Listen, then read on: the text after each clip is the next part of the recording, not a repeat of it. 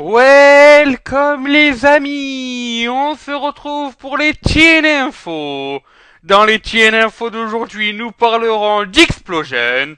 Nous découvrirons qui est le prochain membre Hall of Fame classe 2015 de la TNA. Le prochain, le seul membre de cette classe d'ailleurs. Nous découvrirons aussi les résultats d'Impact Wrestling. Nous parlerons de ce que les membres de la TNA ont fait à la Global Force Wrestling avec les résultats du premier show, les premiers enregistrements de TV de la fédération de Jeff Jarrett, GFW Hamdead. Et enfin, nous prendrons des nouvelles de Jeff Hardy. Est-ce qu'il va mieux? Quand est-ce qu'il va revenir? Et l'avancée de ses projets musicaux avec son groupe Peroxwygen.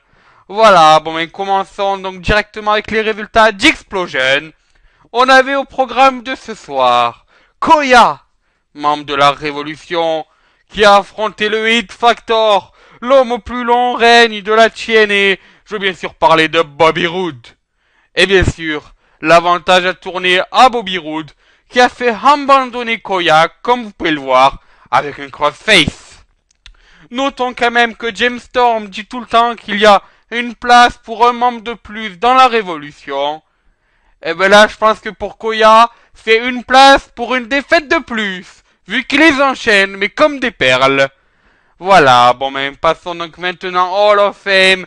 Dixie Carter donc a ouvert ce show d'Impact Wrestling, donc celui du 22 juillet, afin de nous annoncer qui ferait partie du classe 2015 du Hall of Fame et qui aurait le droit à cette petite bague. Eh bien sûr, il s'agit de quelqu'un qui a déjà qui s'est déjà fait mettre la bague au droit, mais pas la bague du Hall of Fame, bien sûr, la bague des mariés. Je parle bien sûr du créateur de la TNA. Oui, mesdames et messieurs, ancien champion intercontinental de la WWE, ancien champion du monde de la NWA, de la WCW et de la TNA. Je parle bien sûr de Double J, Jeff Jarrett, qui est d'ailleurs l'actuel King of Mountain Champion.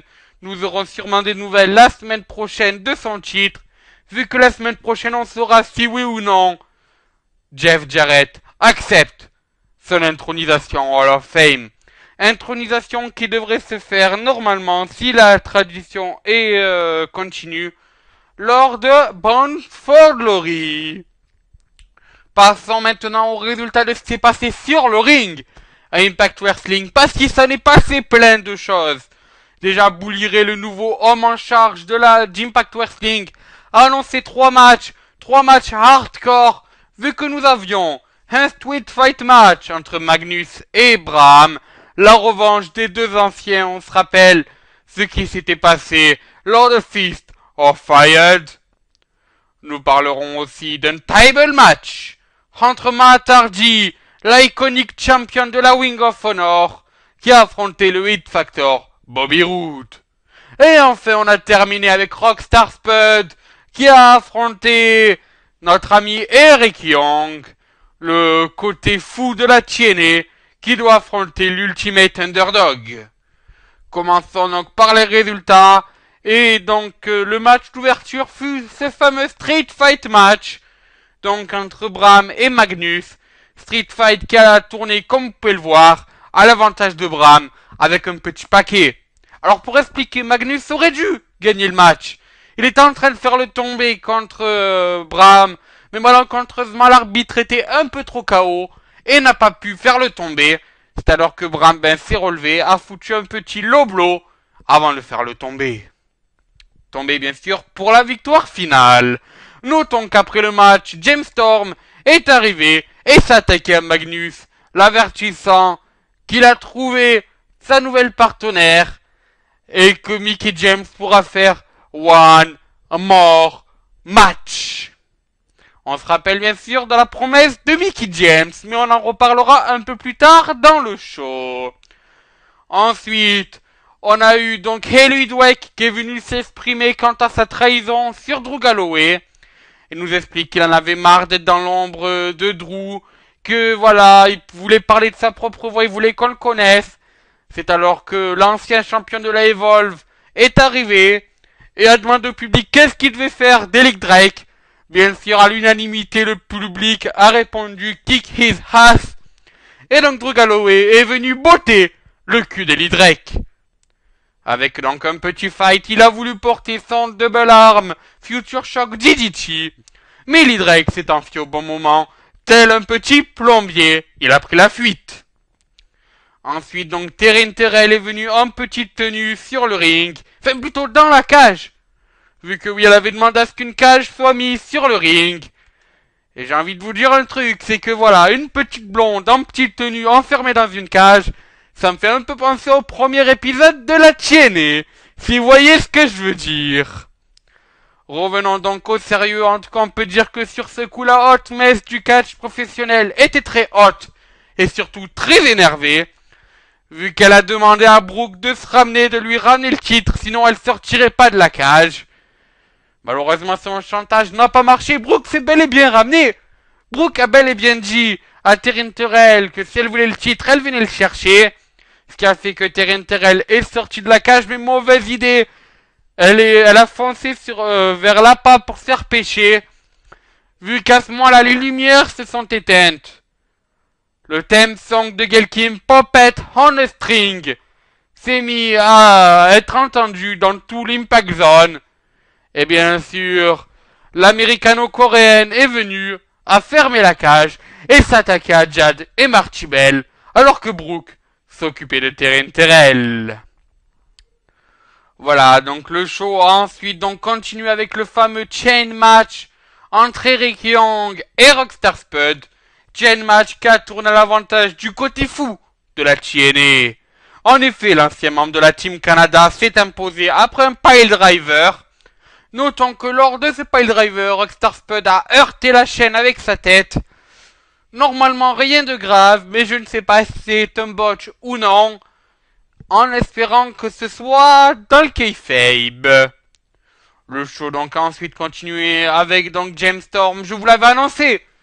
Le créateur de la Révolution a relevé le défi de Mickie James, la promesse, que dis-je, de Mickie James, qui avait dit que si James Storm trouvait une partenaire, ils s'affronteraient, enfin Magnus et James Storm affronteraient, Magnus et Mickie James affronteraient James Storm et sa partenaire. Et ben James Storm en a trouvé une. Il s'agit de Serena.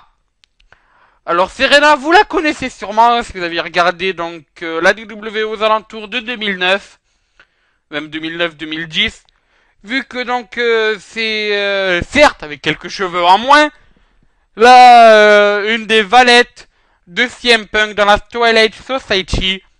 Voilà, bon, on se rappelle qu'elle a été virée de la WWE, elle est repartie à la Chimère, et donc la voilà maintenant à la TNA.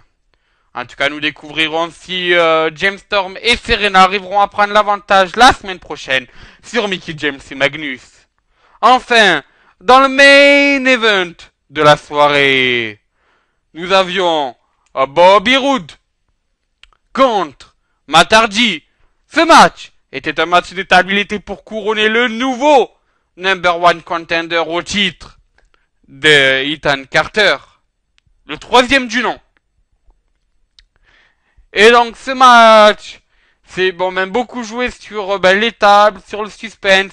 Et au final, c'est Bobby Roode qui est passé à travers une table, comme vous pouvez le voir. Alors en fait, ce qui s'est passé, c'est que il a foncé sur Matt Hardy qui était près des cordes. Matt Hardy leur contrait avec un surpassement par-dessus les épaules. Et le hit factor du catch professionnel est tombé à travers une table. Vous l'aurez bien compris, Matt Hardy challengera, alors il n'y a pas de date, mais il devrait challenger Ethan Carter, le troisième du nom, ici, fuit, d'ici peu.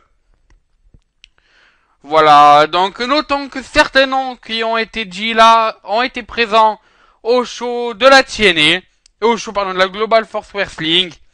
Et donc justement c'est le moment donc de parler de ce show là et de découvrir qui a fait une bonne opération, qui a fait une mauvaise opération dans la fédération de Jeff Jarrett. Donc, le show s'appelait Global Force Wrestling Ramped. Alors, c'est un enregistrement télé. Cependant, la Global Force Wrestling n'a toujours pas de chaîne. Donc, il s'agit que ça sera un spoiler. Voilà. Donc, Justin Gabriel, connu maintenant sur le circuit indépendant sous le nom de PG Black, a affronté Seiya Sanada, ancien lutteur de la TNA, pour donc le tournoi pour couronner le premier Next Gen Champion. Bobby Roode est ensuite monté sur le ring. Il nous a fait une promo où voilà, où il affirme qu'il va ramener donc le Global Championship de la Global Force Wrestling donc à la TNA. On rappelle que Bobby Roode fait partie du tournoi. C'est alors que Magnus l'interrompt et critique la TNA et Dixie Carter. Mais les deux seront rapidement attaqués par Congo King, donc qui est l'adversaire du soir de Magnus. Petite alliance de fait, vu que Bobby Roode et Magnus ont fini donc par s'attaquer. Bobby Roode et Congo Kong ont fini par s'attaquer à Magnus. Bien sûr dans un combat assez handicapant, excusez-moi. Mysterioso Junior, Zocreux et Phoenix Star ont affronté Blood Eagle, Steven Penn et Bestia 666 dans un match à 6, vous l'avez compris. The Bollywood Boys ont battu les Hagbar pour le tournoi par équipe de la Global Force Wrestling. D'autant que ce match a été décrit comme un des pires matchs de la soirée, un des matchs les plus ennuyeux. Kushida a affronté Virgil Ifline et l'a battu par soumission. Ensuite, donc, Karen Jarrett est arrivé et donc a essayé de parler, mais a été interrompu par Lady Tapa, ancienne lutteuse de la TNA aussi. Christiana Von Herrick a battu Mickey James et Lady Tapa dans un match à 3 pour le tournoi, donc pour couronner la nouvelle Women's Champion de la Global Force Wrestling. Dixio a affronté donc Sanjay Dutt pour le Next Gen tournoi de la Global Force Wrestling. Donc Sanjay Dutt qui était lui aussi un ancien lutteur de la TNA. Enfin donc Chris Master a affronté Brian Mers. Mais et a battu d'ailleurs Brian Mers. Brian Mers et Kurt Hawkins. C'était pour le tournoi, pour le titre poids lourd, pour le Global Championship de la Global Force Wrestling. Ce match a été décrit comme un des meilleurs matchs de la soirée. Donc ensuite Reno Skun a battu Los Luchas. Ce match aussi a été très bien accueilli. Bobby Roode a lui affronté Kevin Kuss. Pareil pour le tournoi pour le Global Championship. Et il a battu justement ce dernier. Et enfin dans le main event de la soirée, Magnus a battu Congo Kong. Pareil pour le tournoi. Donc on peut voir quand même que Bobby Roode et Magnus s'en sont bien sortis, les deux lutteurs de la TNA. Mais notons quelque chose, c'est que Bobby Roode est apparu comme un heel dans ce show. Est-ce que ceci est un prélude d'un heel turn à la TNA? C'est ce que nous découvrirons. Bien, donc maintenant prenons des nouvelles du charismatique Enigma Jeff Hardy. Donc comme vous le savez sûrement, donc Jeff Hardy a un groupe de musique, Perox White Gen. Et donc, ils avaient annoncé déjà depuis quelques temps, mais ça y est, c'est fait.